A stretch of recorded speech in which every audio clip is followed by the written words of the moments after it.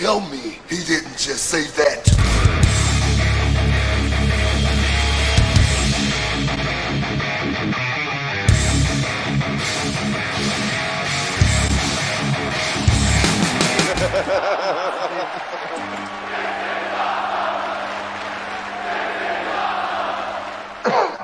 What's up, everybody? UWO, we are back. It's that show where I take hot takes off of Twitter about professional wrestling. I'll read them off to a collection of friends that join the show, and then they debate amongst themselves on whether or not that tweet is has a point to it or if it is, in fact, trash. I am your host, Kyle Tyson, and today joining me is a full Smacked Raw affair from our channel network. We have both hosts of the Botch Spots and Chair Shots in the house with Will and Alison, my co-host from the Rewind RN, and then, of course, the newest member to the Smacked Raw family, Ted the Hillbilly Heel from The Heel's Truth. What's going on, everybody? I think this is our first official show with everybody. It is. Yeah, I think it is. Yeah. It is. I'm going to go to gallery for this. That way, whoever y'all want to speak with. Hey, everybody. Ted, how are you tonight, bud? Yeah. Doing good. Ted, now you haven't been on the show before. Are you familiar with the format? Have you seen this before? Yes, I've listened in the past. You take Twitter opinions and decide if they are good or bad. Yeah, I mean, as silly of a premise as it is, it ends up being a lot of fun, actually, right, to be honest with you guys. I was going to say, Ted's probably listened to more of our shows than I have. Yeah. RN, you're recently back from excursion in Mexico, which is part of North America, I've been told, not South America. How you doing today, man? Doing good. Had football, went and grabbed some tacos real quick, had to rush back. Not going to lie, totally forgot about it. I had it set up and everything and still forgot that we were recording at 9:30. Jesus, dude. Where'd you get your tacos from? We got a little local spot. It's shitty bar food. Like, it's nothing exotic or international about it. It's literally just some fucking hamburger meat and flour tortillas. Taco Bell. Bro, it looked like a half step up on Taco Bell. I literally, listen, I have such like a high tolerance for shitty food. My wife brought home Taco Bell earlier today, and I literally threw it out. Like I got one soft taco down, and I was like, no, I can't do this to myself. You gotta do soft taco, no lettuce, because they'll fuck you with it. It'll be literally 5 pounds of lettuce with 2 scoops of meat. I always do meat and cheese only. The motherfucker was soggy. It was How like can you soggy. No. It was soggy, bro. Taco Bell lettuce tastes funny. Yeah, I've always stood on the I mountain. never eat it, so I wouldn't know. I've always stood on the mountain that no matter how bad or how good of a chef I would be or could be, Taco Bell will always be my favorite food. I'm not mad at that. I'm not mad at that. Yeah. Allison, gun to head, I'd probably pick that too. I'd probably pick Taco Bell too. I feel you guys. Allison, how are you? I'm good. Clearly, per Ritter, I'm on my way to a BDSM party, but you never know. Ritter's always trying to. He's always on brand with the Pornhub shit. Man, this is your first time.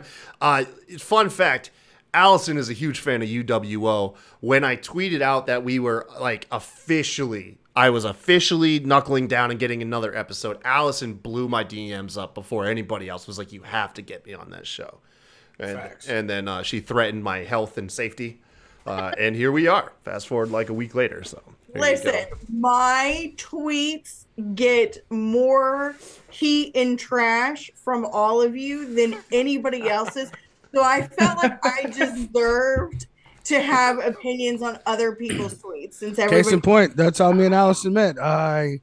She did a poorly worded tweet turned into she's a racist with a white sheet on her head and got blocked by Hit Roll and everybody. I just recently got her unblocked. For real. I'm glad you got your stuff under control. Yeah. How does that shit really work though? Let's just talk about that. Like, when is something like that? Like, I'm going to tweet the guy and ask him to do this.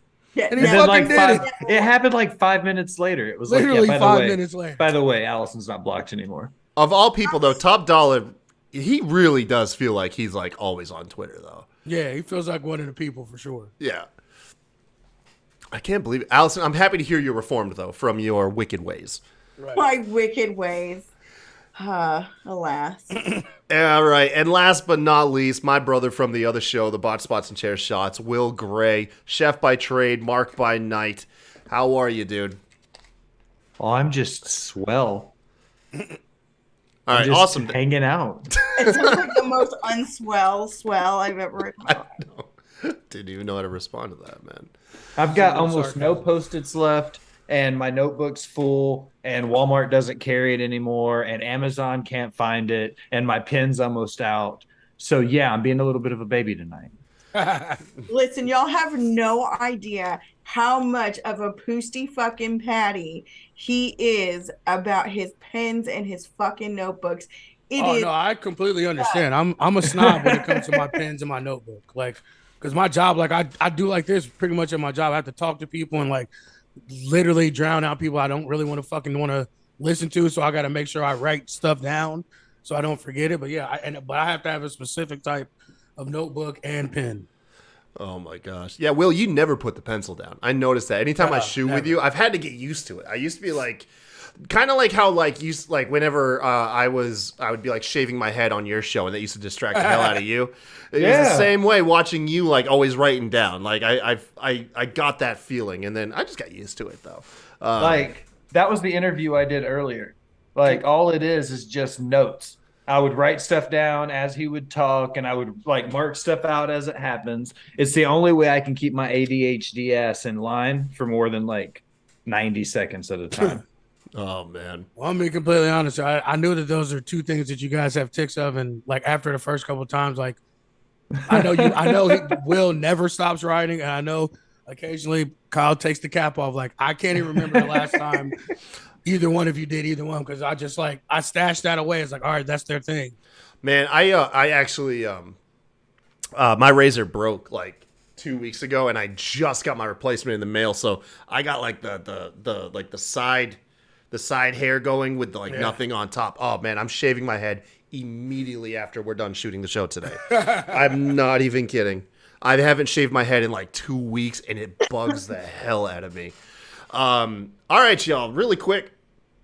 Let's get this show on the road. Before we do, I just want to say, if you guys ever want to follow these stupid shows that we do, because we all actually shoot podcasts that you can find on our YouTube channel, youtube.com/SmackDrawPodcast. We do a lot of our shows live on Twitch as well, twitch.tv/SmackDraw. Go ahead and give us a follow here, subscribe to the YouTube, or you can listen to us anywhere on the audio platforms. Please leave a 5-star rating and review. We've been getting a lot coming in lately, and we genuinely appreciate you guys. We're noticing that our shows are growing, and we're all very, very grateful for you guys. It's a direct result of you guys putting in the work and telling everybody how much you like us. So that's super dope. If you ever want to financially support us, like one of our latest patrons, Mr. Kim Ham, go ahead and sub to us on patreon.com/SmackDrawPodcast. All that money that goes right back into the show, into the production. None of it goes in our pockets yet. And yeah, man, we're super grateful. But with that being said, let's get on to today's agenda. Man, fuck off, Matt. Okay, look, you can also talk shit on the live chat. I just realized Matt's talking about my nose. Yeah, I got a Triple H nose, man. I'm aware. Well, anyways. I like your nose, Kyle. It's It's smaller fine. because you've lost weight, so of course your nose looks. Oh weird. shit, that's right. In a way, he just recognized that I have lost weight. Yeah, I forgot about that. It's been a minute. I now I'm thrown off my game because I just realized I thought he was being a jerk, but I actually feel kind of good now about this. So, man, we're doing unpopular wrestling opinions. What's gonna happen is I got 15 tweets lined up that I pulled directly off of Twitter. I'm gonna read them to my guests here tonight, and they will debate amongst themselves whether or not essentially the tweet has merit or if it is trash. With us having an even number of guests today, if it comes down to a tie, I will be the tiebreaker ultimately. And that's pretty much it. We got 15 lined up. After every 5, we will go to the live chat, and if you guys have any unpopular opinions, throw it in the chat. I'll actually pin it to the screen, and everybody here can debate over your unpopular opinions as we go along. It's a fun show. With that all being said, let's get started. You guys ready? Let's do it. Let's do this. Okay, so tweet number 1 coming in from GSY Lim. Simply put, he says CM Punk should have never come back. You guys feel free to jump in whenever you like and let me know what you think. I agree with that. But it's only because like what it's turned into. Like it's not what we thought we were getting. It's not heel Punk. It's not him actually wrestling matches. It's just him being AEW John Cena, and like I'm out. I've been out on it. And go back and check our Smack Raw. I did a top 10 of my favorite wrestlers. He's in my top 5 all time, and I'm over it. Somebody else going to talk? No, y'all just jump in. Just jump in. Okay. Yeah. Here's my take on the CM Punk thing. And Alison, you and I have talked ad nauseum. It feels like the last few weeks during news and rumors on botch spots and chair shots, no free shout outs. I feel like the thing is with Punk is he rides on this big white steed and he's like, I'm here to save wrestling. I'm CM Punk. And then like 90 days later, we remember that he's toxic as fuck. Right. Like, that's it. So, I mean, I don't necessarily feel like he shouldn't have come back, but also at the same time, I think that he maybe just shouldn't have come back. I feel like he should have come back with a better attitude. Like I said, again, on box spots, chair shot. If there have been now 3 locker rooms talking about how toxic as fuck you are, clearly you're the problem. So, he preaches this, I want to come back and help get the younger talent over and not take any of the glory for myself. But then he takes the glory for himself and then acts like a little butthurt baby because somebody asked him a question. Okay, so 3 people agree with the tweet, right? Can you sway them? I kind of half-assed agree with it. Well, I can agree with it, but I don't want to because I don't like unanimous decisions. So I think he should have come back because without CM Punk, we would not have the media frenzy the way we've had. We would not have podcasts being able to have content for the last several months. We would not have Dave Meltzer and the Wrestling Observer Online to be able to have stuff to talk about. We would not have Kenny Omega getting suspended for trying to save a dog. Okay? That's all he did, was trying to save a dog. So, no, I disagree. Punk should have come back. It's been a lot of content, great content. All right. Is that enough? God damn it, Ted, you just switched me. I'm here for it. I'm changing mine. I'm glad I'm changing it. He should have came back. That's 2 for 2 there. Okay. I'm saying he's toxic as fuck.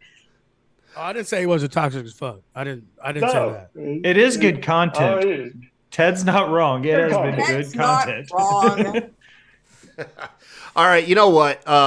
To be honest, I guess all right. So I'll be the tiebreaker on the very first tweet. On the basis of alone of just how incredible his return segment was, it was worth coming back and all the drama, in my opinion. Yeah. So I'm going to say that this tweet is trash. Sorry, GSY Lim. Yeah, your tweet's trash. All right. And that's it. That's pretty much how we do the show. Yeeted. It was yeeted out of existence. Okay. Let's see here. Tweet number 2. Shit, I just realized like how small the print is. Coming in from Alison in the ring. Triple H and Shawn Michaels DX has got to be the most overrated, over-mythologized things in the history of wrestling. It sucked the first time around, and the subsequent reunions were even worse. Essentially, Triple H and Shawn Michaels' version of DX, super overrated. What do you guys think? I kind of agree with the second half of it, kind of. But the first half they may be the greatest faction of all time. So this is definitely trash. Eat the fuck out of this. Okay, can I go? Okay. It's you just jump in. Just jump in and There's no like order. You just throw gotta jump chairs in. at each other if you have to. Don't want to be rude. No, that's the point of the show is conflict. That's literally the point. That's why I keep jumping in. Y'all That's why ain't I gonna do do it. I this. guess I gotta do it. Fine. I 100% agree with RN. I will say last night their reunion thing was mildly lame. I really wanted more of a thing. But no, they are amazing. Fuck you, the first half of your tweet. First and foremost, anybody who says that DX is overrated has never watched wrestling or cared about professional wrestling, so they obviously don't know what the fuck they're talking about. The second thing is Shawn Michaels is arguably the best performer to ever do it. Triple H is also arguably one of the best performers to ever do it. Did we need 12 different versions of DX down the road? No.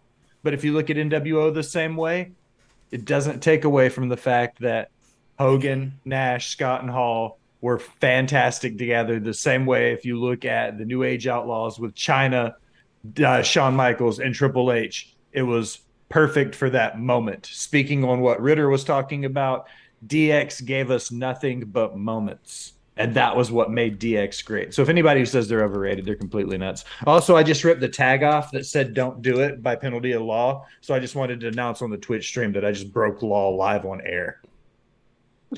Oh dear God! I wish you could see the back of my shirt. Can you read the tweet one more time? Oh God, the text is so small. Triple H and Shawn Michaels DX has got to be the most overrated, mythologized thing in the history of wrestling. It sucked first time around, and the subsequent reunions were even worse. It was still on my screen, Kai. Sorry. It's okay. Yeah, DX. I really enjoyed, but I will be honest. I liked it better when Triple H was in charge and Shawn wasn't there. That was just me. I agree. And because when we're really talking about DX with Shawn and Triple H coming back together, you know, are we talking about 2006? Is that when it was? When they really got together against the Spirit Squad? That sounds about right. Okay. It was trash though. Yeah, that's what I'm saying. So I see a little bit of merit there. I think that's what made us really fall in love was after Shawn left. I mean, they started the momentum against WCW with Shawn, but it wasn't really till after Shawn left and you had Triple H in charge with all them when WWF really hit with The Rock and Austin and all that and took over and put WCW in the dirt.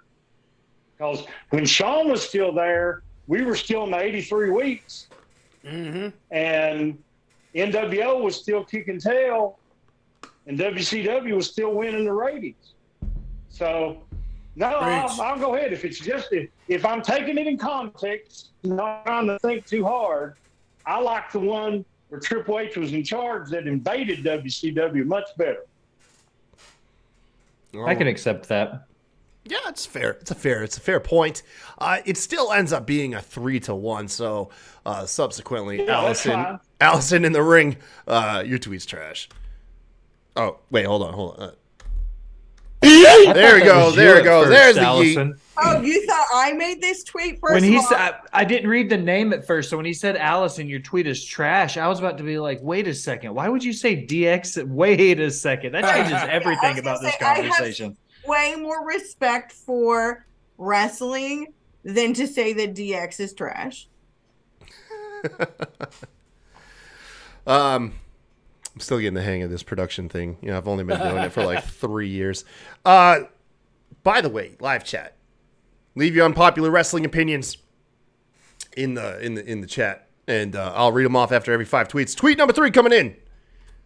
It says Raw is AJM. He says unpopular wrestling opinion. Unmasked Kane is the best version of Kane.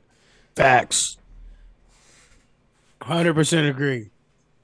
Because don't get me wrong, the mask part was scary, but Unmasked Kane was into He was in a movie. He was kidnapping bitches backstage, like Unmasked Kane with that one eye that was a different color. Unmasked Kane is the best Kane for sure. I'm gonna have to disagree with this tweet. I'm not necessarily gonna say that it's not necessarily trash because I don't think that Unmasked Kane isn't great.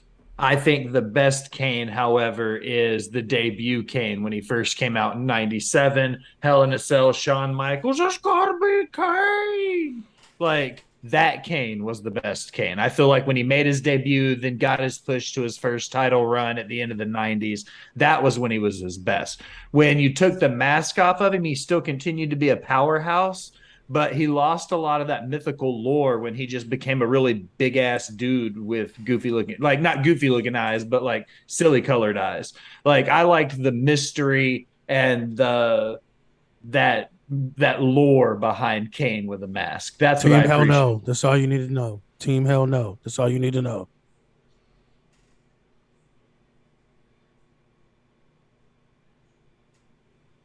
I was gonna let Tag go. Any day now. Dude, Yeah, just I'll go ahead. I agree. I think fake Kane is the best Kane. oh Jesus, Ted. No, I'm just kidding. Jesus Christ, Ted. I'm just kidding. Just kidding. No, I like the unmasked Kane because I don't know, just big bald-headed guys are good in wrestling, and I don't like fake hair on a mask. I'm gonna agree with Aaron and Ted. Yeah, for reasons that they said. And the mask was creepy, though. But I think from what I have watched, granted, I'm not as well versed in all of the things that everybody is versed in, but from what I have seen, in my opinion, I agree with Aaron and Ted. Sorry, Will. Damn. But Team Hell No was him and Bryan Danielson, and you hated Bryan Danielson. I do hate Bryan Danielson for other reasons that have actually nothing really to do with his wrestling. Fair enough. All right, man. Damn. Raw is AJM. You heard it from Alison first. She said that your tweet's trash, you're a horrible human being, and delete your Twitter. Shut the fuck up. Oh my Bye God. forever, AJM, you piece of shit. Oh, Jesus. You guys are brutal today. My You God, did. Allison, you are unhinged. Okay. Okay. You're gonna get our show banned on Twitch Again. again. I don't even know if that's happened. I just assume it has because of how terrible of a human being Allison can be sometimes. Did you guys know Allison was incredibly racist? RN, did you know that? Fucking hate every single. I got my first taste of it. I'm looking for a new show to manage. If anybody needs a manager / marketing expert for their podcast, All right. Allison is not racist. She's just racially insensitive. Mm-hmm. Culturally insensitive. Christ. Mm-hmm. Tweet number 4. From the Chris She is stirring. We're gonna get killed, everybody. at Chris Amiado show. I don't know how to say this damn show. I see him on Twitter all the time. His logo looks just like Matt Ritter's old logo, which is like the Raw is War oh, logo. it kind of does. Yeah. Says AEW is dying right before our eyes. There's no order. The inmates run the asylum. Something's got to change or else they ain't going to make it to a 4th year anniversary show. Does AEW on its current trajectory, is it going to die within the next calendar year? 100%. 100%. No. And I say this because clearly this dude read Will's article he posted the other day. But given what WWE is doing moving forward with Bray and everything else and all of the ridiculous, petty fucking bullshit that is happening backstage with AEW, they may not be completely gone, but the majority of their good talent is going to fucking jump ship in 2024 because they cannot manage their fucking people. It is a fucking shit show. That all I agree with, but it's not. I mean, as long as Daddy's got the money and Tony's got the money. This place ain't going nowhere. It doesn't matter if they're in fucking bingo halls on TBS. It They're, may they're not not go going anywhere. anywhere, but it's not going to be competition for WWE. It's not going to be the same entity that it is now because they're not going to have the talent to be able to keep it going the way But that it is. wasn't So, that yeah, wasn't let the me- question on the tweet though. Okay, The yeah. tweet was- As the host, let me specify again, Allison, because I think we're missing the point here. The opinion is that it will not make it another calendar year on his current trajectory. like I out of don't, business. I don't think it will. Okay. So you're standing by it. I still stand by it Okay. because everyone's going to leave. And you can't sink money into a sinking ship. I mean, you can, but you shouldn't. That was, WCW did it for 3 years almost. And here's the thing. Impact, TNA just celebrated 20 years. They may be on a network that you cannot find. But yes, AEW will be around. They may not get all the they'll get a new deal from Warner Discovery. They'll get a new deal because their numbers are good enough to make them happy. Regardless of what Wrestling Twitter thinks of AEW, Warner and Discovery is happy enough with the ratings, and they will sign at least another 3 or 4 year deal. And that's all that matters. And as long as they sign the deal, they'll be around. I totally agree with everything Allison said. I just think that they'll still be on air. I mean, if Impact can do it for 20 years, they definitely can do it when the owner is the biggest fan of his own shit that he owns. So like like Ted said, it'll be on Pop TV or some shit, or only go watch it on the Roku channel, but it'll still be around. Okay. What's his name? Chris Amadio? Amadio show. That's what I'm rolling with. Chris Amadio show. Chris Amadio. Well, however, I think that and completely agree that the inmates are running the asylum. They will most definitely have a 4th anniversary because of what Ted said. They have to finish their current contract, so we know they will extend through that. And we know that Warner Discovery have already said they're going to get one more deal. So agreeing with everything Ted said, we know we're going to have them on TV for at least another 3 to 5 years, probably. All that being said, the one thing that says everything you need to know about how that company is being ran is the fact that the clip exists where their world champion says, irresponsible people who call themselves EVPs and couldn't fucking manage a target. That's how you know there's stuff going wrong with the company, but they do have the financial backing. So they'll hit 4, 5, 6, and probably 7. After that's where you start seeing question marks.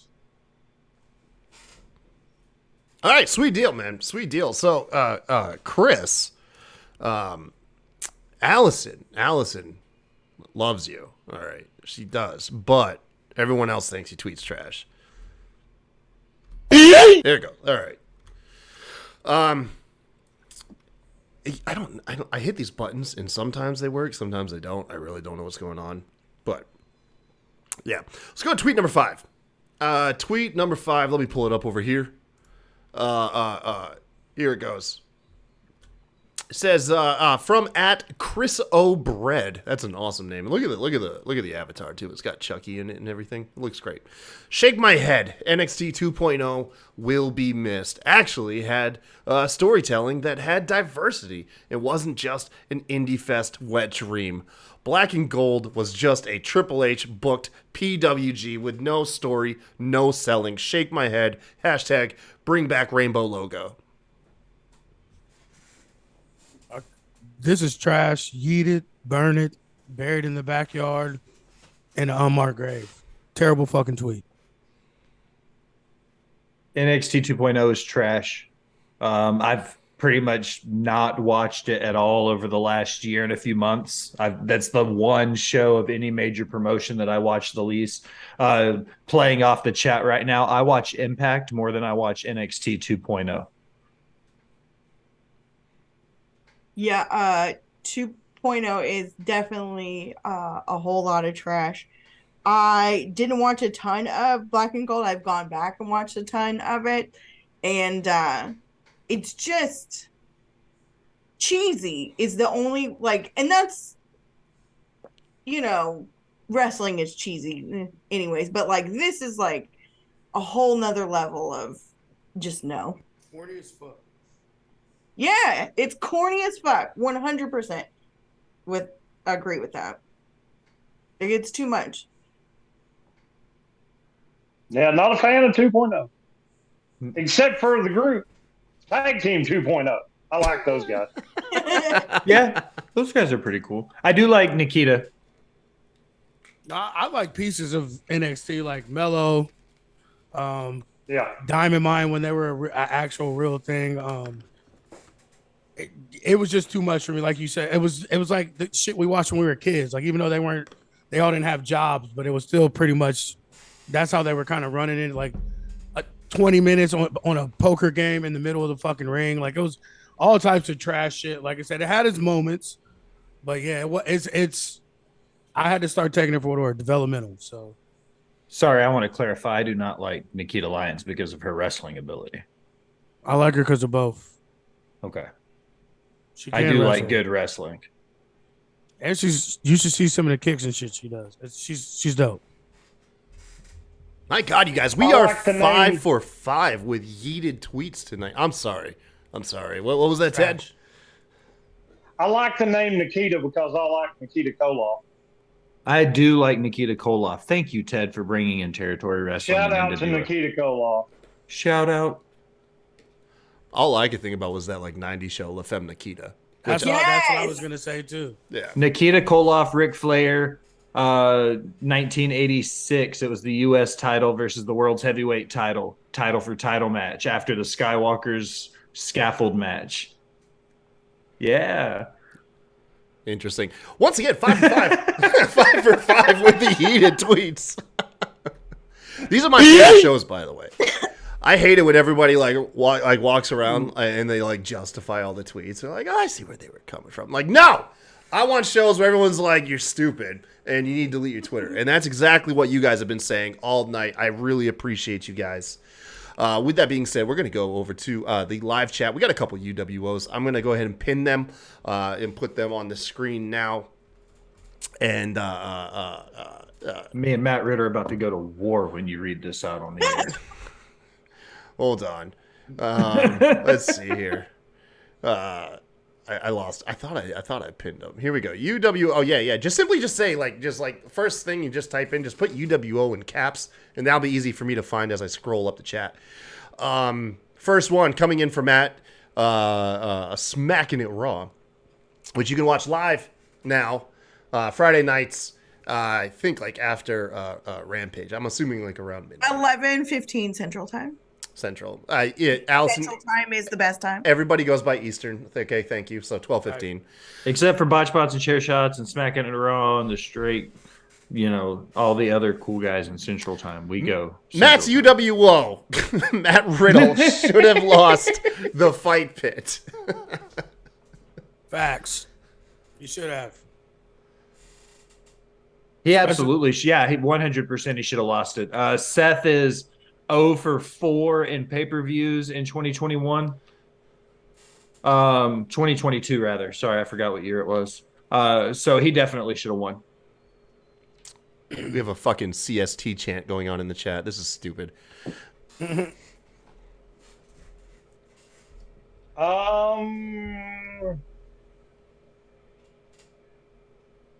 I'm going to say that Riddle should have won because they knew Seth was going to do the typical WWE lose upward. Yep. He lost, so he got a championship. Yeah, he did. I am happy about that. He could have done both, though. But that's not the WWE mindset. You lose, then you get your title. I really wanted Riddle to lose so he'd go away for a little bit. I'm just saying they have other plans for Seth, so they went ahead and they got plans for Riddle for something else, so they had to let him go ahead and win because that's just the way it is. Because Seth as you will hear on the Heel Truth, if you listen to my podcast, Seth, being a stellar heel, can take a loss and still look strong and still win championships and still be good. Because a great heel doesn't have to have a title, but they went ahead and rewarded him one with one, and it's okay. But a babyface every now and then has to have a win. Just like last night before he got the crap beat out of him, they had to job out Chad Gable so Rey Mysterio could keep a win so he could draw Judgment Day. Psychology heel 101. So, yes, Riddle needed to go ahead and win. Oh man, listen, you guys. I tuned out for a second there, but seeing as it was a Matt Ritter type thing, I'm assuming we're yeeting this, right? Yes. We're gonna yeet it, Just because it's Matt's. and it's on brand to yeet Matt Ritter every time.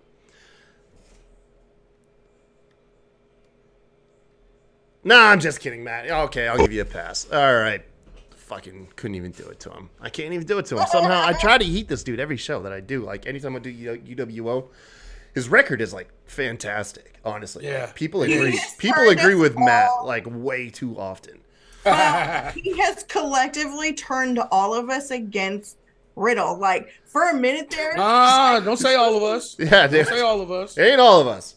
not all of us, but like The rewind stands strong. Okay. Rewind stands strong. fine. He has changed my mind because, well, let me say, I liked Riddle with Randy. Riddle without Randy, I don't like. All right, let's keep it rolling here, dude. I'm having an awesome time. I hope you guys are too.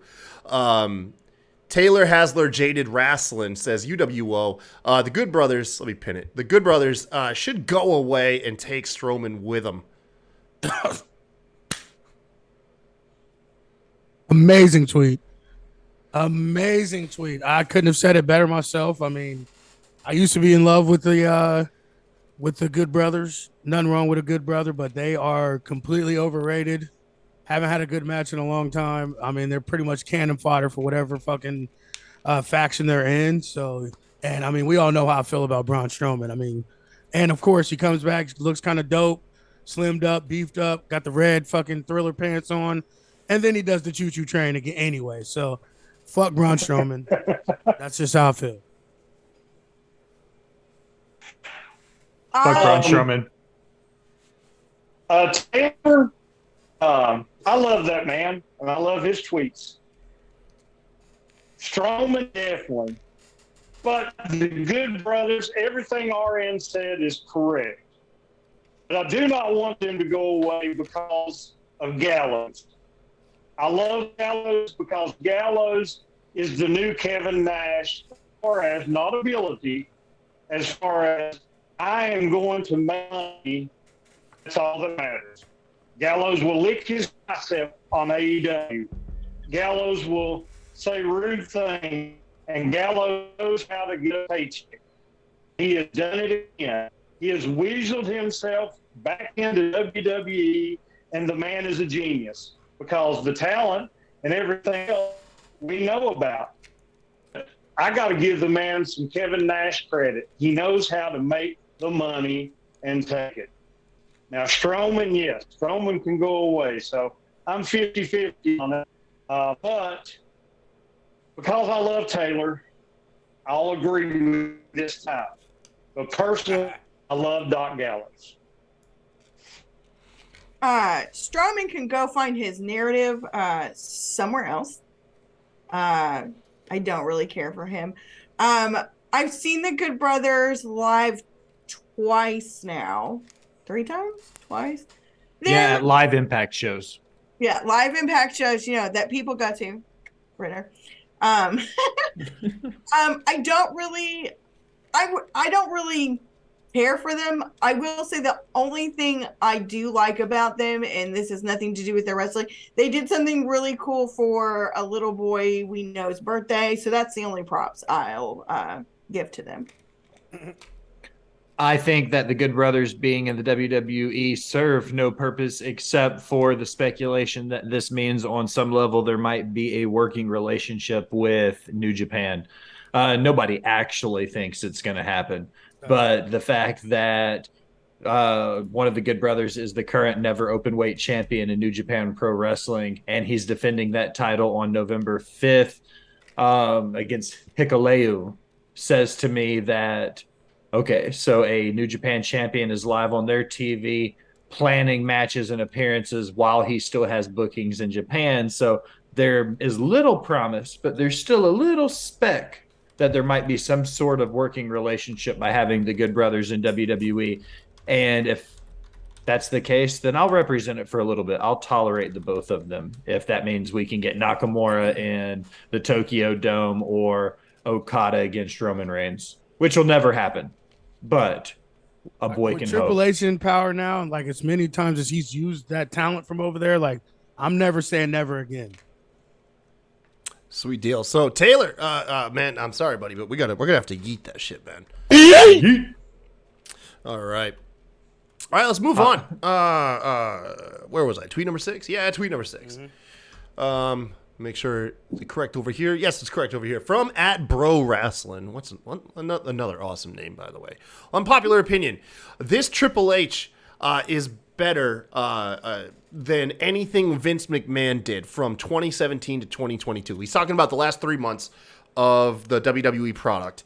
Has outdone the last 5 years of the Vince product. What do you all think? Absolutely. And mainly because of what we've had to endure the last 5 years. Like, none of us wanted to cover that shit. Nobody wanted to stay up late enough to do a whole 3-hour Raw. Like, now we actually give a fuck and actually want to watch Raw and want to care about what's happening. And to be honest, that didn't start until they did a little bit before Vince got fired, like with the Bobby stuff and Big E and everything. But for the most part, all the love and adulation didn't fucking start till Triple H took over. I have the perfect way to answer this. And it just came to mind based off of what you were saying, Arian. Let me ask you a question. If you were going to watch a WWE product between 2017 and 2021, would you rather watch SmackDown, Raw, or NXT? NXT. Black or Gold or 2.0? Black and Gold. Which was booked by who? Triple H.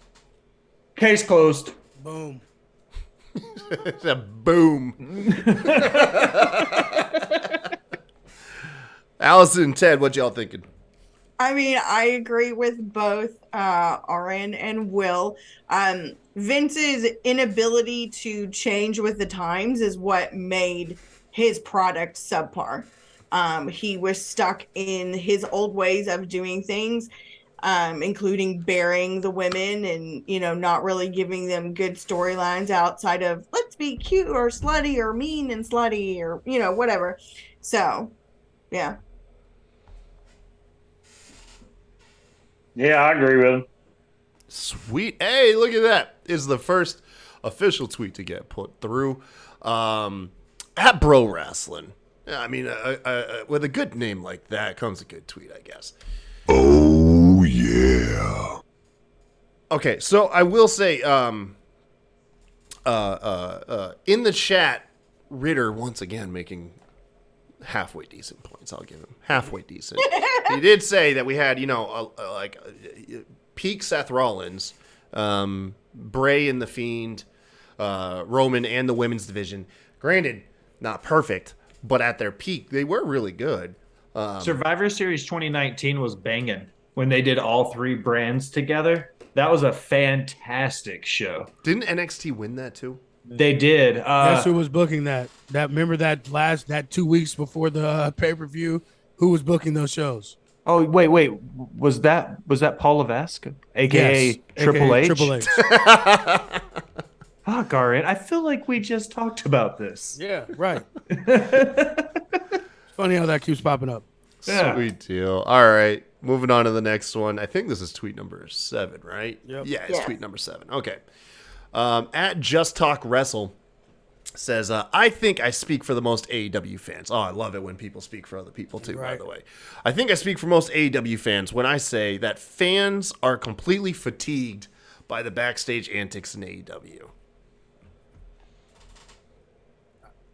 I mean, yeah, but I mean, I've always been.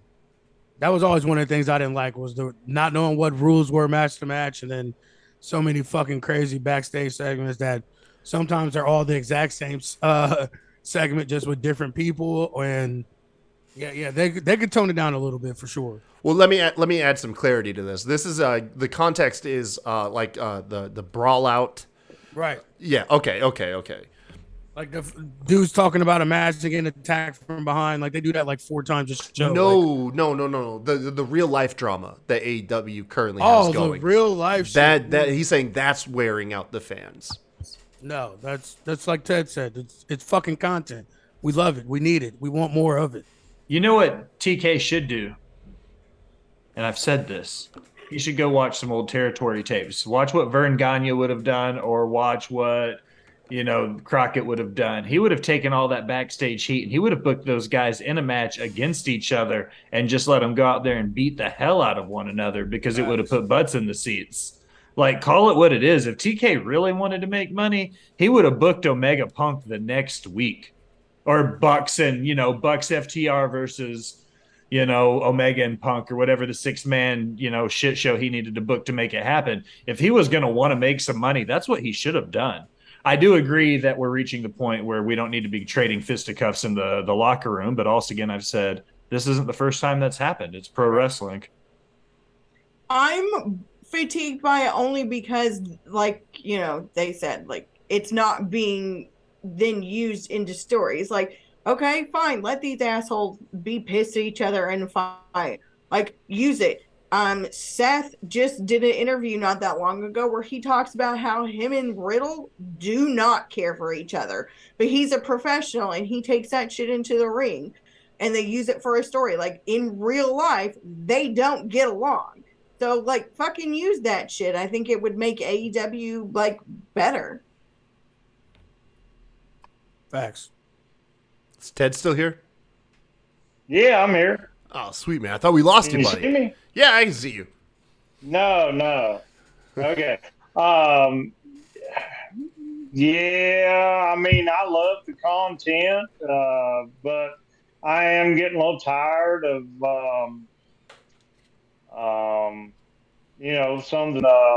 some, yeah, I'm getting a little fatigued with it. I want to just see, like Will said, if they're going to have heat, just like Eddie Kingston and Sammy Guevara, they don't like each other, but they was able to do a program with it, But obviously, Andrade and Sammy couldn't get it together enough to, get their stuff together where they should have been, booked together. So, yeah, I agree with Will on that. All right, so I think that means we the majority disagree with the tweet. They're not fatigued by the backstage antics. They're more or less just upset that it isn't resulting in on-screen stuff. So we're gonna yeet that one. To shed a little light that I have, it doesn't fatigue me from watching AEW. Like, I've never seen this backstage shit on Twitter and been like, man, I don't even want to watch AEW now. If anything, It just makes me want to get off social media a little bit more. That's about it. Like, all right, let's just stop paying attention to the feed because everybody's fighting on Twitter. It fatigues me from Twitter, not from AEW personally. Right. Yeah. So. Yeah, and let me say that if you haven't noticed, my pinned tweet, I am taking the week off Twitter. I'm still doing podcasting, but I have to get things together for logistics and government red tape for my meet and greet in Antarctica, which I will be releasing the dates for. So if anybody's in Antarctica, I will be there later on this year. Book your tickets now, man. Book them now so that way you can get cheap airfare. Yes. It's going to sell out. Yep. It will. Yep. Tweet number 8. Coming in from Milano_mob. Chris Jericho really gonna revive the Ring of Honor with this Ring of Honor World Championship Open Challenge. Tony is smart AF for this. Is Chris Jericho reviving Ring of Honor with his current championship run? No, it's not. He's just holding the belt. Because first of all, they don't have their own show. They don't have anything separate. How are you going to revive someone when they don't even fucking have a ring probably? So no, I do think it is smart to do the open challenges and shit and everything, but it's kind of overdone in AEW to me. But still, seeing Chris Jericho having a chance to go against some of the younger guys from Ring of Honor, I am kind of hyped for that. I think Chris Jericho should have never gotten the belt. It should still be on Cesaro. Claudio Castagnoli should still be the Ring of Honor champion. He should be the face of that program going into whatever TV or streaming deal TK ends up lining up for them. Instead, we get the Ocho, which doesn't make sense anyways because he never won the WCW World title. He never won the IWGP World title. So this is just the Seis, that's 6 in Spanish, guys. Seis. Got me. Go ahead, Alison. Sorry. I don't think that. No, you're good. Jericho has a belt because Jericho wanted a belt. You know what I mean? Like he's been so long without one. It's like, I'm like the head of this. I want something. Like it's almost like he took it because he wanted. It's like, well, I want a toy too. Because the Bucks, the Bucks had at the time the trios belt. You know what I mean? It's just like, he almost like he wanted to not be the only EVP without a belt. And so I don't know. I think it was dumb to put it on him because, to me, they should use Ring of Honor kind of like they do NXT as like developmental. So it's like. It's almost like he's being taken down a peg by having that belt because it's a lesser belt to me. I don't know.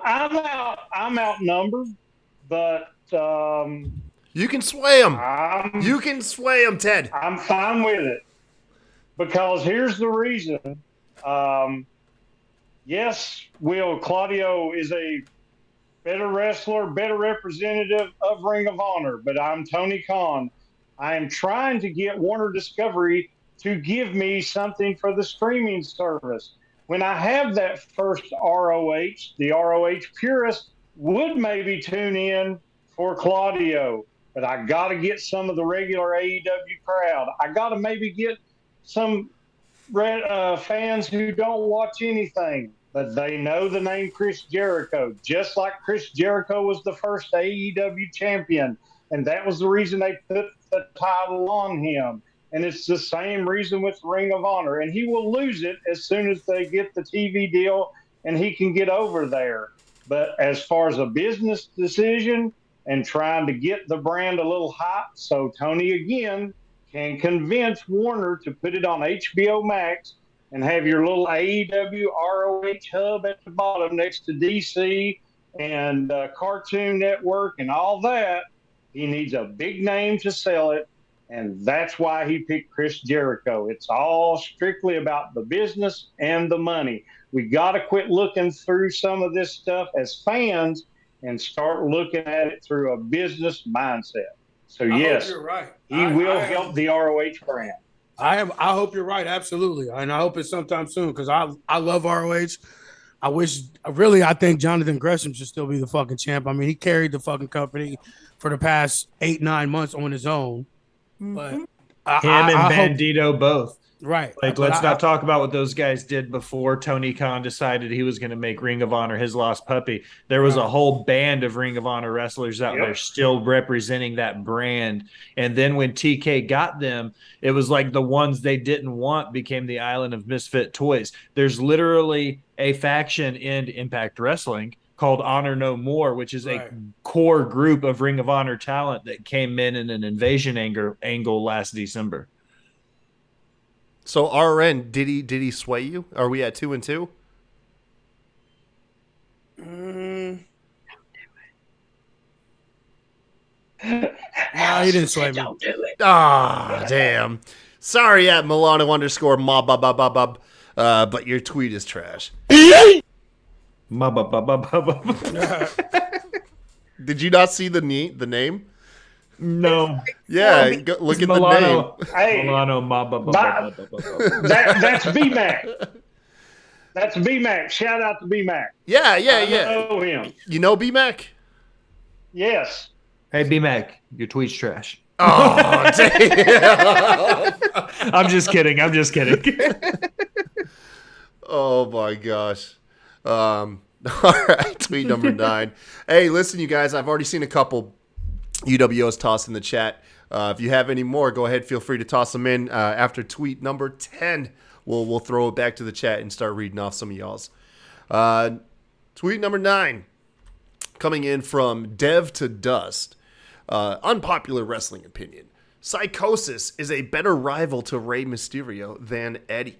The matches were even better.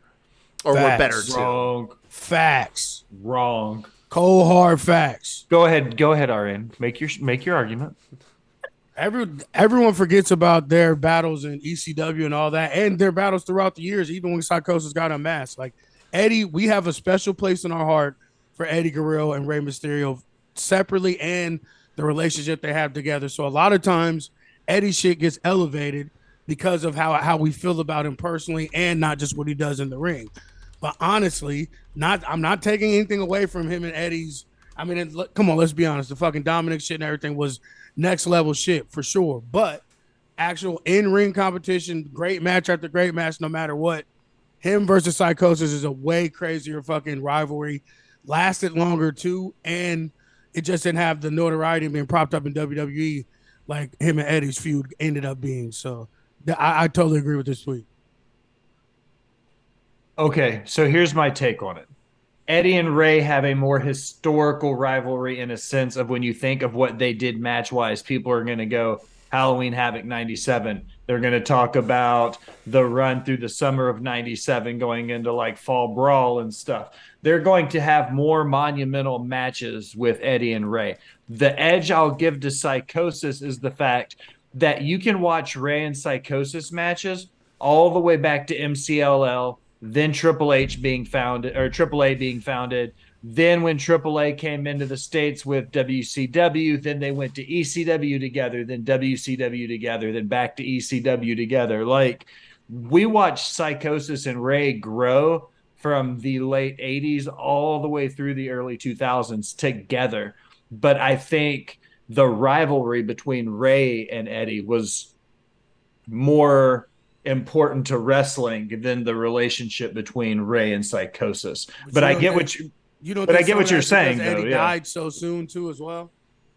I think if Rey and Eddie had continued to work, this wouldn't even be a question. People would absolutely think that's the greatest luchador rivalry of all time. I think the one thing that the biggest argument they have is that Eddie did get cut short, so therefore Rey and Psychosis still had a chance to continue working. Alison, Ted, we're at 1-1. Go ahead, Ted. This one is hard because I agree with RN. The match chemistry and the history, if you've never went back and watched the Mysterio Psychosis matches, then you are really missing out. I agree. Their chemistry, the stuff they had, and then you got to wonder, did it get the Eddie Rey stuff just get elevated because of the WWE product? And, anytime you throw a custody battle into a match, I mean, that's memorable. But I'm going to slide a little bit with RN on there because, man, I love those Psychosis, Rey Mysterio. And but let's give a shout out to the greatest luchador of all time, La Parka.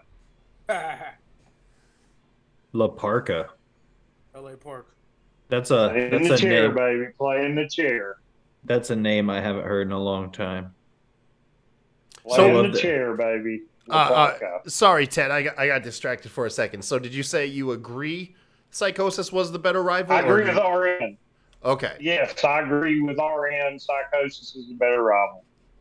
All right. Where we at, Allison?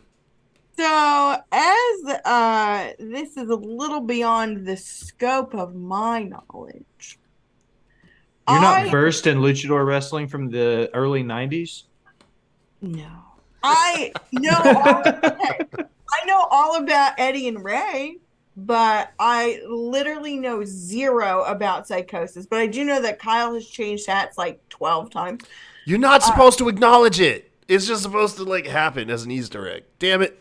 Well, It's fucking stupid now. Now I look dumb. It's already been brought up in the chat, though. Yeah, Just I'm God damn it. clearly the ruiner of all things. Anyways, I'm gonna have to side with Will as my knowledge is limited to only being Ray and Eddie because I know nothing of Psycho. That's fair. You know what? And so that makes me the tiebreaker. And since you just outed me, I don't even care about the opinion. I just want to disagree with Allison now. Hey, All you right. want to be mean, or I called out your hat situation. It's very distracting. The tweet is trash. Every time you're in a different hat. I wanted to see how long I can get away with it. I was gonna start changing my jackets too. Damn it! I was just having some fun over here with the speaker view. This is gonna be really confusing to people that are just listening to the audio version of this.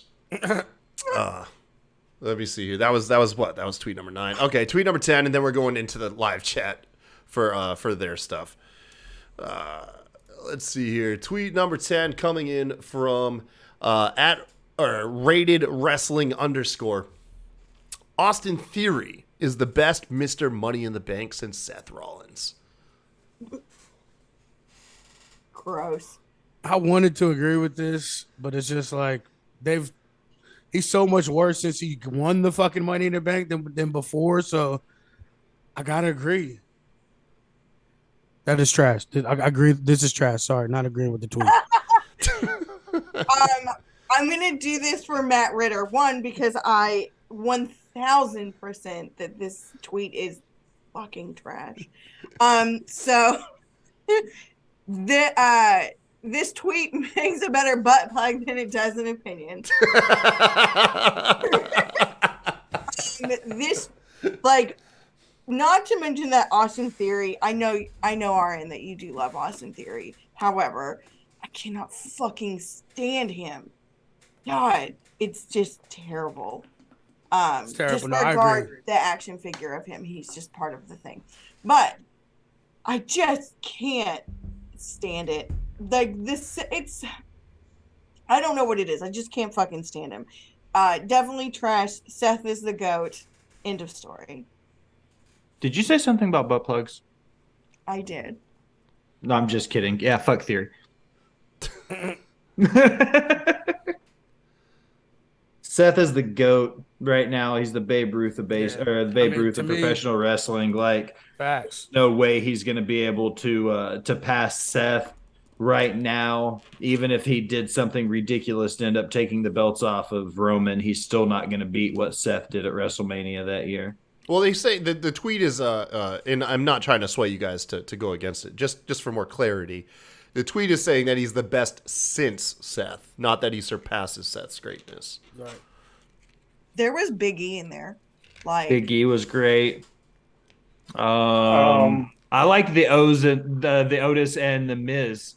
I thought that was a great story.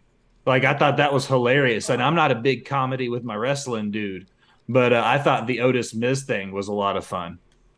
Yeah.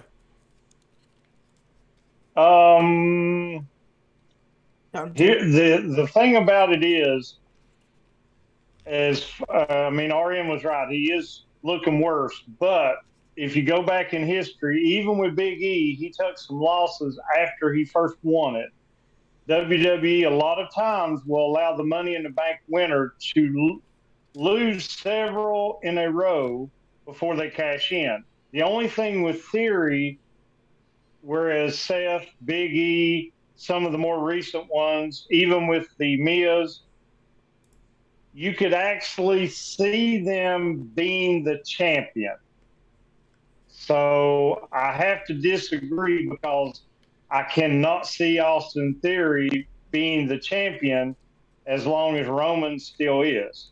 I just can't, because I just don't think they would let him take the belt from Roman.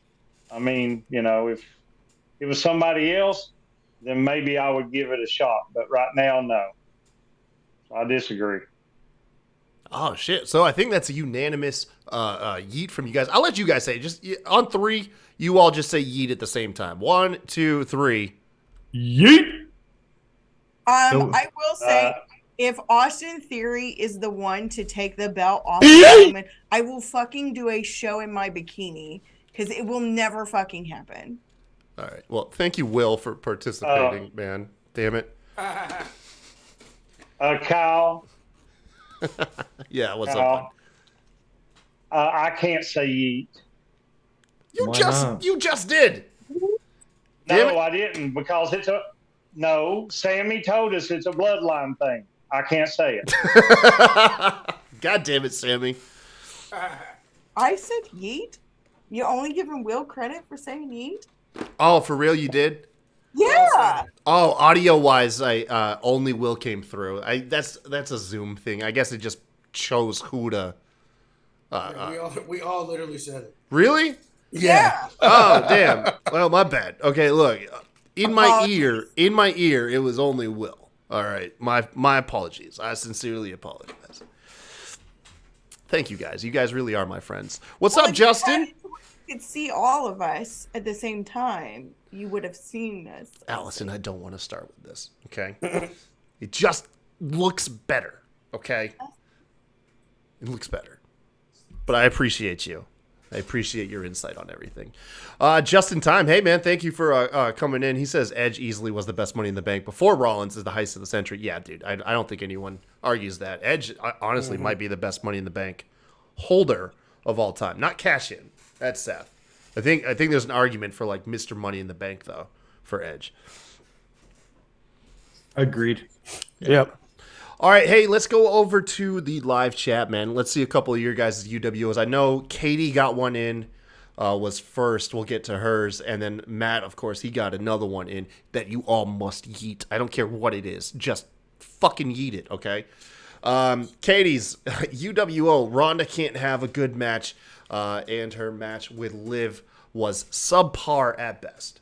Retweet the fuck out of this. If I have to watch Liv and Ronda one more fucking time having a mediocre, crappy match that ends terribly, I will lose my mind. Tyson Kidd produced this match, and I said it in the article I wrote. I said when you watched it play out live, it looked like it could have been a fucking natty match from the way it went through it. Fuck that. It was the worst match on a great card, and I'd said it wasn't a bad match live, and rewatching it, it's still not a bad match, but it wasn't great on a card that had 5 other great matches. Yeah, Liv is ass. I've been saying it. Everyone looked at me like I was bugging when I first said it. I said the crying is too much. I said the literally generic white meat baby face act is too much. Like, I've been saying it. No one ever wanted to listen to me. So here you go. I'd just like to say that when I originally started saying that Liv was trash and that I thought that she was just like a Wish version of Alexa, you all told me that that was the worst fucking opinion. Who's you all? There you go with these blanket statements. What do you mean, y'all? Yeah, what do you mean, you? I'm pretty sure that it was on a UWO and Kyle pulled it out. It's true. Aaron, you may not have been on it, but No, I wasn't. Thank you for watching UWO, by the way, Allison. It You was rock. on one of these shows, and I got ripped a new asshole for the comparison, yet everyone fucking agrees with me.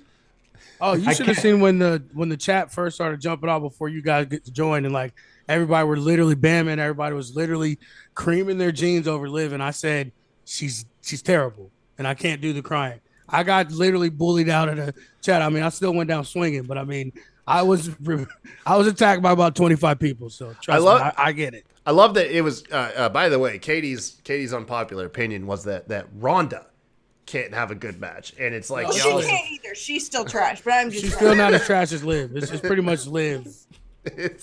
you guys will use any excuse to dunk on Liv. I'm gonna push this one through for you, Katie. I feel like no one's gonna even begin to argue. Yeah. And we'll move on to Ritters now. Wait, Ted hasn't. Oh man. No. All right, go ahead, Ted. Damn it. No. I agree. It just has nothing to do with Liv. I don't know what Ronda is. If she's going to be a heel, you don't turn away a baseball bat. Oh, I'm going to beat you with an armbar.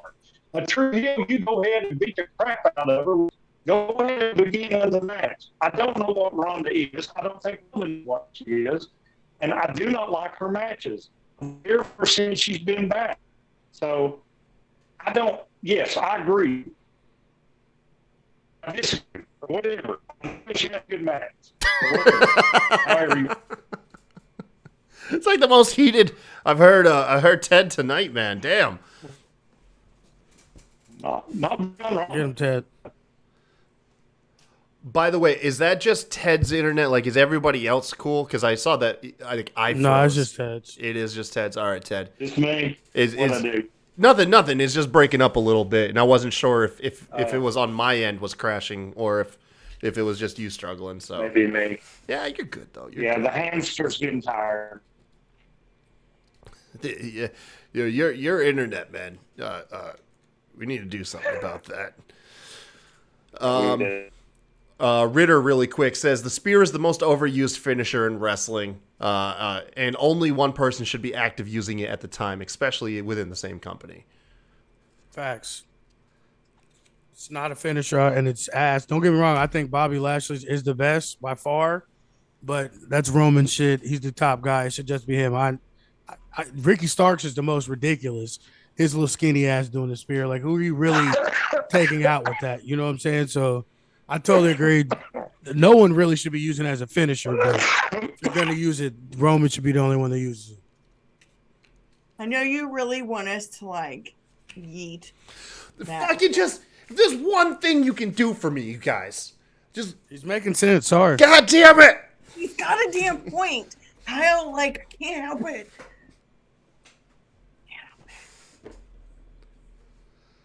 Oh, fuck. Sorry. Where's I'm Will? sorry. Where's Will in all of this? I'm just going to go ahead and say it. Okay? I think the gore and the spear are the same thing. Oh, they're not. Man. Damn it. God damn it. All right, Matt. Whatever, man. They stupid as fucking. You keep skipping Ted, bro. Oh. It's okay. I agree. You don't need Edge doing a spear. Lashley and Roman all doing spears. See, that's why I was moving it forward. I just everybody always agrees with Matt. God damn it, man. Oh yeah. All right, whatever. Okay, look, Matt has officially has more agreeable takes than in combination of all the tweets we've had tonight. God damn it. There's one rule I have of UWO. It is whenever Matt Ritter says something, we just try to yeet the man. And it never pays off. Tweet number 11. Let's move on. Coming in from @VocalMercenary, unpopular opinion. The days of needing blood in pro wrestling sports entertainment needs to be done. That's pretty much the opinion. But they did go on to say it's 2022, lost interest in bloody matches when Eddie cut too deep. Blading doesn't look good, always feels forced. I feel like if the match calls for it, you know what I mean? Like when I say that, if there's a hack match, a match where they bring out fucking thumbtacks and shit, like I expect there to be blood. Do I think blood, like these bloody matches are kind of overused and not necessarily something we should have on like everyday TV? Yes, but I don't think like completely removing it should be a thing either, because sometimes the story merits it. Right. It is what it is. Like wrestling is an aggressive sport, and sometimes there's blood, and sometimes they can't help the blood. Like things just happen. You hit things. So I mean, I don't agree. Yeah, no, I feel the same. Like, especially if it's like blow off matches or any of the, like Alison said, any of those like bunkhouse brawl matches, fucking pub match, and all that shit. Like in those type of situations, real life people bleed. So like and sometimes you just need a little color in a match. Mm-hmm. Ted, you want to go first? You want me to?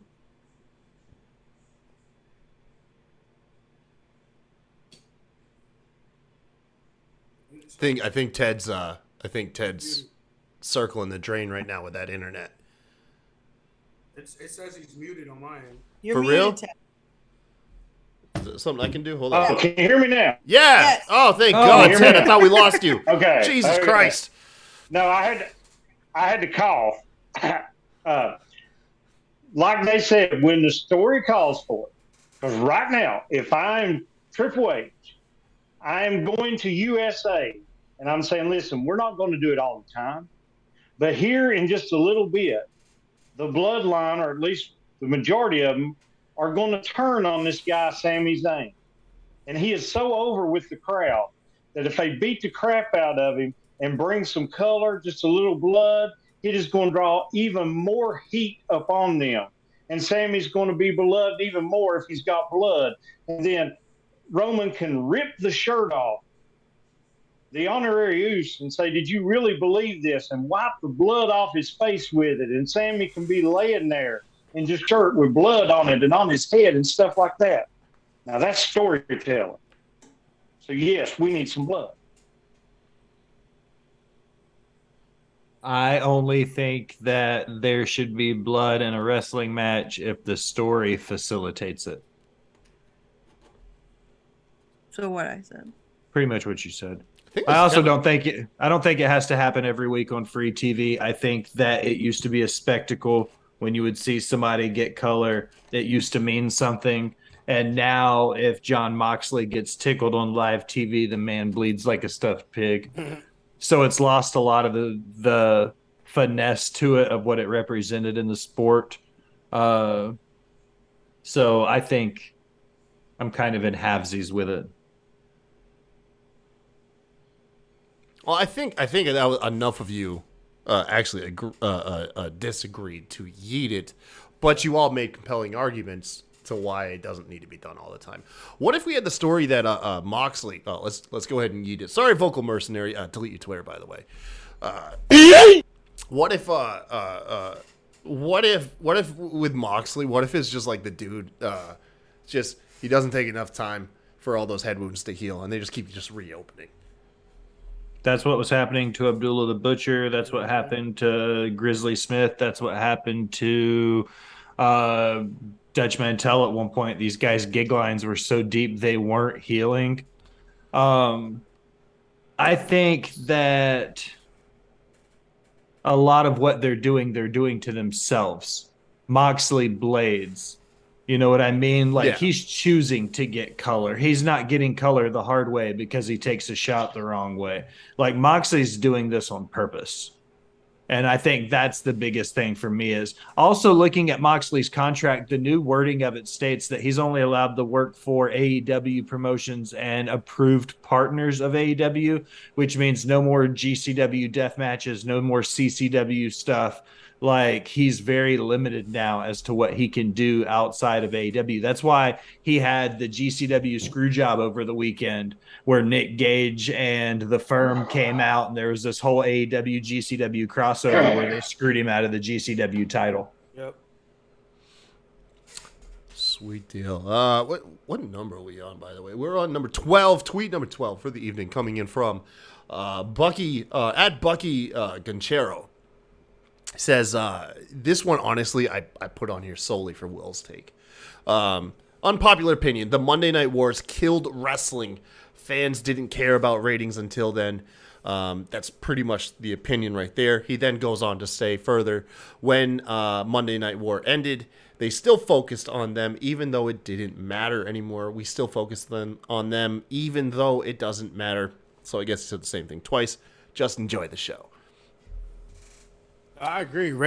Introducing fans to ratings was one of the dumbest fucking things ever because it's a bunch of fucking people that are doing shows in their basement and living rooms and home offices talking about ratings like they really know what the fuck is going on. So to me, I hate it. I hate that that's ever been even a part of the equation anymore, but kind of is what it is, and now it's kind of a thing. But yeah, I totally agree. In any backstage stuff that fans got used to, the more gradually it happened, like it's been terrible for wrestling.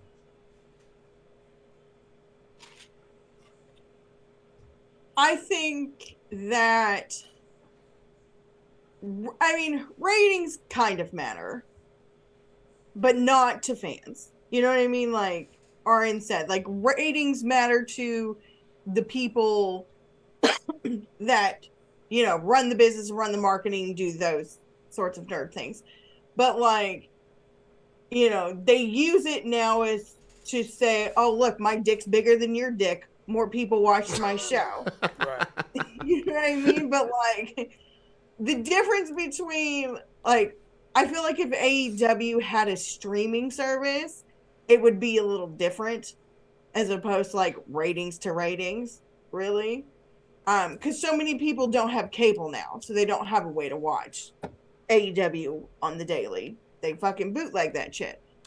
But yeah, I mean, to say it, what did he say? It ruined it. It ruined wrestling. Yeah, the Monday Night Wars killed wrestling.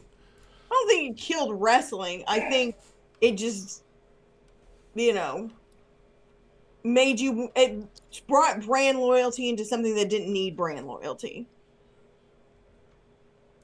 Because now everybody's all like, you know, AEW fans hate on WWE fans and vice versa. And it's fucking dumb. Like, it's okay to like both. Like, I promise. Like, you can like tacos and burgers and hot dogs. It's a lot of taco talk, by the way. If you're not watching this and you're listening to it, there's a lot of taco talk in the live stream right now. It's Taco Tuesday. It is Taco Tuesday, damn. So. Yeah, the live chat is all talking about tacos and also saying that Alison definitely has the biggest dick. So ratings in the 90s versus ratings in the late 2000s. I was finishing my statement in the group thread or in the chat before I said anything. The ratings in the 90s and ratings in the 2000s mean very different things. In the 90s, the ratings depended on who was the number one wrestling company in the world. The ratings in 2022 means who got the most viewers between the key demo of 18 to 36. I would say what killed pro wrestling more than ratings in the 90s would be the dirt sheets that came out of the internet era. I think they're more to blame for what has happened with pro wrestling more so than the ratings war. The ratings I do stand by this. I say that if your highest rated episode at 1.4 million is the highest ratings you've ever received, and over the last 3 years, you've never surpassed that rating, that shows no growth in your product. And I feel like that's a red flag. Oh, I'm sorry. That was AEW. Sorry, wrong company. We're talking about WWE. No, this I don't know where you got that. This literally just says Monday Night Wars killed wrestling. Monday Night Wars and the ratings, right? What were you talking about ratings? Nah. Well, no, that's the reason why they're saying that that's how it killed wrestling. It was the first time that people became obsessed with the ratings, and even after the Monday Night Wars ended, that people's obsession with ratings, even though it didn't matter anymore, is what's killed pro wrestling. Oh yeah, no, and I was making the connection that in 2022 they still don't matter. You know what I mean? Like if AEW only focuses on the key demo, they don't actually look at the fact they haven't had any real growth in their viewership in the last 3 years. They just focus on their viewership in the key demo, which has had growth, but their overall viewership hasn't changed. So I feel like the ratings in the late 90s versus the ratings in the early 20s are very different things. That sounds weird when I say it that way. Bischoff ruined wrestling. Like I said earlier, yeah, ratings doesn't matter to us, and we get online and argue about it, and it means nothing because it's people that sit in big skyscrapers that make millions of dollars a year who decide if they like the ratings or not. And if they're happy with it, it doesn't matter what we think about it at all, because how many TV shows serial TV shows have we had over the decades that didn't get the greatest ratings, but went on for 10 or 15 years because the network was happy with it? I'll give you an example. I am a Supernatural fanboy, okay? Love the show. The ratings were not all that great, but it was good enough for the CW that it made it for 15 years and has a cult following. And as long as they're happy, that's all that matters. We don't need to argue about them because it doesn't matter to us. We don't decide it. We're not signing the contracts. We're not renewing the TV deals. RN? I mean, I'm there with them. Like, I said I started it. The ratings. I agree with the tweet. Not killed, but yeah, it hasn't helped. Okay, so I think we're all in agreement, though. The wrestling's not dead. Right. That's the thing, is wrestling was never killed. So that alone, what an odd one, by the way. Bucky, dude, your tweet's trash. All right. Thank you for stopping by. Thank you. Okay. Let's get Bucky off the screen. Which one were you, Bucky? You were 12. Okay, cool. So we're rounding third base here, guys. Tweet number 13. On a personal note, I usually like separate myself from these tweets, just because, like I said, it's all about you guys. I personally hope one of you just rips this dude a new asshole. Tweet number 13 coming in from Hardcam James, UWO. The 6-man Hell in the Cell match at Armageddon 2000 is very overrated. Wait, read it again? Yeah. The 6-man Hell in the Cell match at Armageddon 2000 is overrated. Yeah. If you go back in the context of like with War Games and all that other shit that's happened since then, and the fact that there really hasn't been many multi-man matches in Hell in a Cell besides like a couple tag matches, I could see where you could say it was overrated, but I mean, still at the end of the day, we haven't had a fucking multi-man match in Hell in a Cell. Isn't that the one where Rikishi fell in the back of the truck and shit? Yeah. Like, no, it's not overrated at all. Oh, Jesus Christ. Oh, I'm sorry. Hold on. I'm supposed to be non-partial here. You guys go ahead. So it's saying it's overrated. Yeah. No, I don't feel like a lot of those early Hell in a Cell matches were overrated. I don't feel like they started to get real bad until the late like 09, 10, 11 range, when we started to get out of the Ruthless Aggression era and we started to get into that whatever the fuck Bruce Pritchard was doing era. Right. Go ahead. Not overrated. Not overrated. Nope. Can't see under. I agree. Not overrated. All right, sweet deal. Okay, well, that was simple enough. Hardcam James, your tweet's trash. It's one of my fucking favorite Hell in a Cell matches of all times. Damn it! And I actually 98. If you go back, actually, like one of our like best YouTube videos we've done since inception of this show was we went back and reviewed me and Sebastian went back and reviewed that show. It was an awesome time, actually. Should probably catch up with Seb, see how he's doing. Tweet number 14 coming in at Rocco_wrestling. He says, it's probably an unpopular opinion right now, but I'm really hoping CM Punk comes back to AEW. Look at that. We started out the show saying CM Punk should have never come back, and now we got someone saying he should come back. So, what do you guys think? Yeah, he has to. He's got too much unfinished business, unfinished storylines, and where the fuck else is he going to go? I don't see him going back to WWE. I mean, Triple H is all about the money, and he does what's best for business, but I don't see him going to WWE anytime soon. I don't think CM Punk needs to come back right now. I think he needs to let the heat cool off before he does. And if he comes back, I hope he eats a little humble pie and we get a little bit of the, the freshly new back Punk and not the I'm a jaded old man pissed off at the world Punk. Good luck.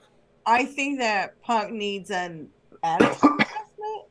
Uh-huh. See what you did there. You're so clever. I am super fucking clever. I think that he needs to come back and he needs to show that he can play with others in the fucking sandbox and stop being a little fucking bitch. Like, plain and simple. Like, yes, he should come back, but he needs to learn how to work with others and stop being such a toxic fuck. Whoa. Good luck. I know. I'm just saying. So it's saying Punk should come back to AEW? Yes. Oh, yeah. I'm sorry. That should have... I probably didn't put enough emphasis. Yes. Hoping CM Punk comes back to AEW. No, I hope Punk comes back and starts his own podcast. And interviews Colt Cabana first.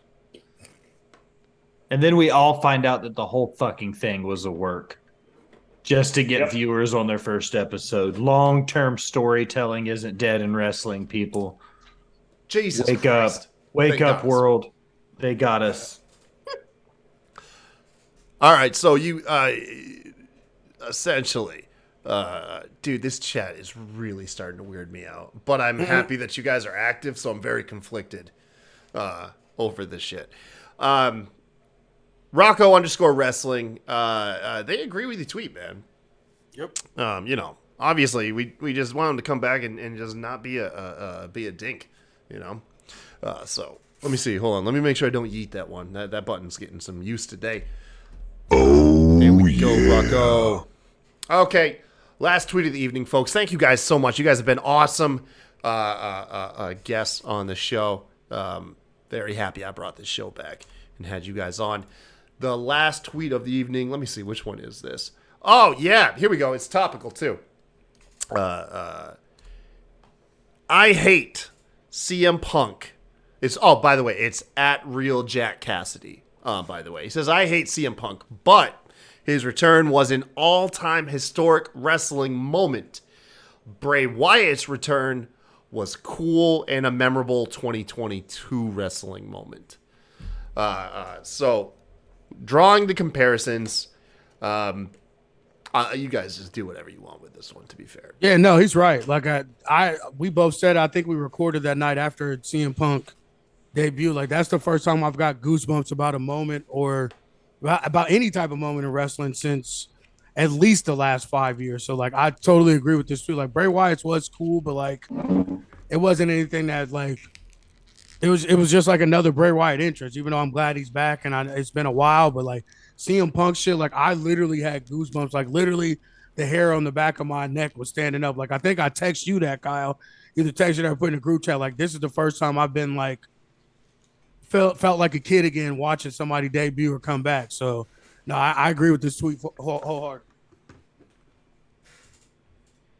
I agree with the tweet too. CM Punk was an all-time moment. Bray Wyatt was a 2022 moment.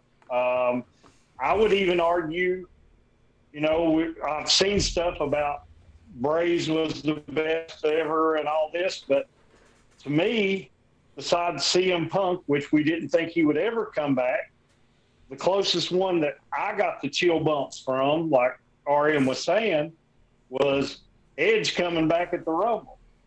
When we had no clue and didn't know, he'd been out, 9-10 years. So, no, Bray's not up in that category. But, it was special for this year, but not an all-timer. 1992, Ric Flair leaves the NWA and WCW to debut for the biggest rival they could have had. That would have been like that would have been like John Cena leaving WWE at the height of what he was doing and going to Ring of Honor or Impact. Like you're looking at the big things, Hogan going to WCW. You're going to historically look at all the things that have happened in wrestling. Bray Wyatt is not one of the biggest debuts of all time because we all knew he was going back to WWE, not WCW. I'm about 20 years off. But the fact of the matter is, we all knew he was coming back. We knew it was just a matter of time before he came back. That doesn't take away from how awesome it was, though. But no, not greatest of all time. If in 5 years he's had 3 more title reigns and he's, dethroned Roman, we can talk about how important his comeback was. But right now, it's just a debut we all knew was happening. Still cool, though. It's pretty neat. Alison, Super neat. Anything to add, Alison? Do I have anything to add? Punk's return definitely historic. Again, not to give Matt Ritter any more fucking props, whatever. But he's right. What he said in the chat, you're comparing a guy who returned after 7 years, that fans have been clamoring for 7 years in his hometown. Punk was going to get a fucking huge ass pop because it had been so long and it was in his city. Bray was cool, and I know all 4 of you fucking had goosebumps. Don't even pretend that you didn't. You were standing 3 feet away from me. You watched me jump off the couch when it happened. He did jump off the couch. So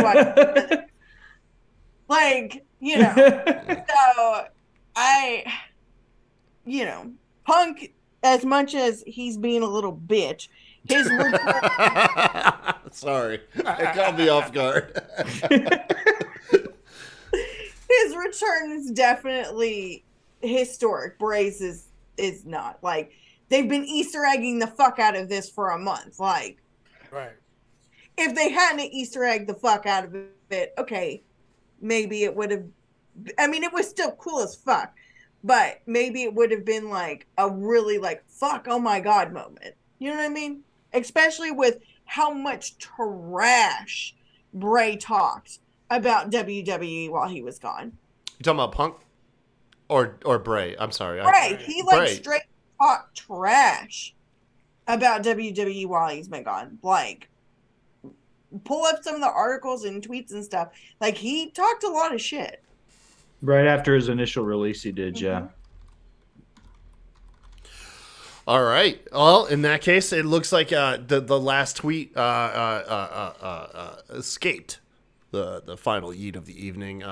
At Real Jake Cassidy, they like your tweet, man. Does that work? Oh, yeah. Sweet deal. All right, and that rounds out this episode of UWO. I want to spend or give a special thank you to everybody that joined us in the live chat. There's a whole bunch of you that came today. Taylor, Matt, Katie, Justin was in here for a bit too. Justin, thank you big time. Anybody else that I'm missing? I think I saw the Wrestling Index. I think that's Tim, I want to say. Yeah, Tim jumped in here at the end, man. Thank you guys so much for stopping by tonight. These are a lot of fun to shoot. I'm kind of back in the swing of things. I'm not gonna lie, it probably won't be that long of a wait before I have the next episode put together. But before we go, just want to give everybody a quick moment to let us know where we can find them, and let you guys give a chance to just plug your stuff, and then we can all get out of here and go make some tacos. Okay. Well, you can catch me on Twitter, Mr. 8984. You can catch me on Sundays, maybe Mondays, recording the Rewind with Kyle. If you're looking for a puppy, French Bulldogs, Toy Poodles, American Bullies, French Masters, follow me on Instagram at Route 4 Kennel. And don't forget to hit up Mean Jelly Bean Productions on YouTube as well, so get your laugh on.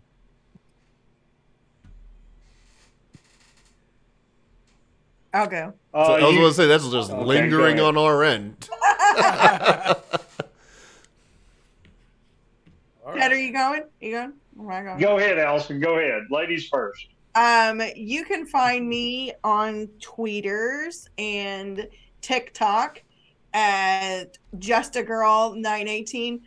Please follow me on TikTok, as I've been saying, and nobody seems to really give a fuck, I guess. Once I get to 1,000 followers on the TikTok, I'll start an accounting page. But for now, you can find me on Twitter and TikTok. Catch last week's Heel Support Group comic featuring my lovely action figure comics. There will be another one coming out this Sunday. Watch Botch Spots and Chair Shots, stealing a little bit of Rules Thunder. We're live Thursdays at 8 Central Time. Central Time is the best time. Yeah, come watch our show on this channel on Thursday. Next. Ted. Okay. You can find me at Hillbilly Heel on the Twitter, the Heel Truth Wrestling Podcast, wherever you find your audio podcast. I'm also part of the Smack Raw channel, so you can go there and find them there too. Also, again, as he mentioned at the beginning, the Smack Raw Patreon. There is some exclusive content. I recently did an episode where I reviewed the bar of I Quit matches, Tully Blanchard against Magnum TA in a steel cage. I'm getting ready to send another one there where I will be reviewing the last match of Atlanta between Tommy Wildfire Rich and Buzz Sawyer in a steel cage. So once that gets over there, make sure you get on the Patreon. And also every now and then I do a little thing with Jaded Wrestling's Taylor, and we do the truck sessions where he hops in my semi and we record in the truck. So there'll be another one of those episodes coming out at the Jaded ones. And I think that there's a guy named BC Hunter who I give a shout out to that'll be coming up on the Rewind pretty here soon. And he had got me this great shirt, so I'm going to plug this, Wrestling with the Truth. Nice. So shout out to BC. Oh, yeah. I am the Will Graham, the host of Botch Spots and Chair Shots. You can find us anywhere you do anything on the internet at Botch Spots and Chair Shots. Like, follow, subscribe, unsubscribe, then subscribe again. Leave a comment telling us how great we are. 5 stars, you get a shout out. The Will Gray, BotchSpotsandChairShots.com. Got some things. Indie Wrestling Gazette. That's our newsletter. We cover indie spotlights and focuses on the great up-and-coming stars on the indie wrestling scene. And What else is there? our website. BotchSpotsandChairShots.com. I've said it like 5 times. Did you say .com? Yeah. Oh, I'm so used to your voice. I didn't see it. Good. Anyways, I appreciate you guys stopping by, man. Everybody, thank you. And yeah, stay tuned right here on Twitch. We got a lot more shows coming up. Until next time, everybody, you all have a good one. Bye. See you Thursday. Bye. Bye. Just say that.